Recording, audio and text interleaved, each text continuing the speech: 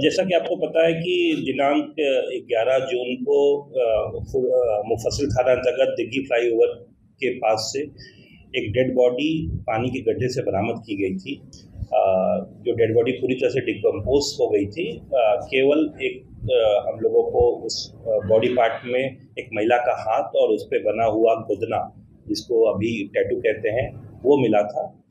Blind case था। इस case में 131-24 दिनांक 12 जून 2024 को धारा 302-201 भादवी के अंतर्गत कांड दर्ज किया गया था। अनुसंधान करने पे ये ज्ञात हुआ कि ये जो महिला है ये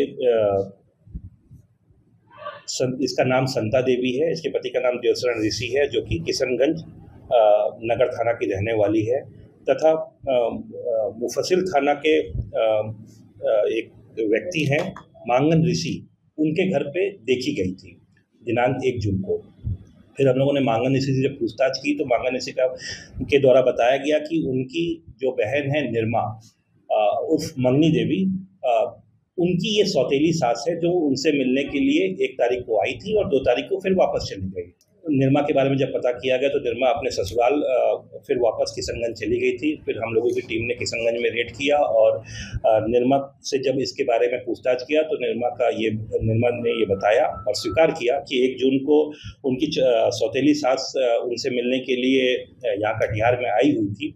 लेकिन निर्मा का ये दावा है कि वो डायन का काम करती थी और ये विचक्राफ्ट जो होता है उसके थ्रू 6-7 महीने पहले जो उनके पति की मौत हो गई थी, नेचुरल डेथ हुआ था, उसमें इनका हाथ था, इन्होंने डायन करके मार दिया था। इसलिए 1 जून को जब ये इनसे मिलने के लिए यहाँ कटिहार आई तो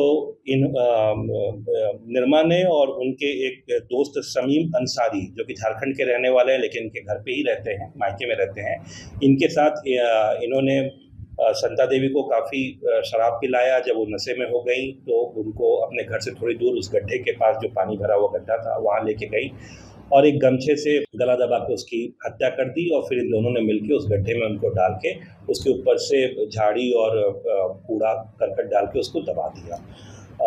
दोनों अपराध कर्मियों ने अपना अपराध स्वीकार कर लिया है। डेड बॉडी का जब पोस्टमार्टम कराया गया था तो उसके कुछ अवशेष DNA सैंपलिंग के लिए हम लोग ने प्रिजर्व कर रखे हैं और भी तकनीकी साक्ष्य हम लोग जुटा रहे हैं और वैज्ञानिक अनुसंधान किया जा रहा है।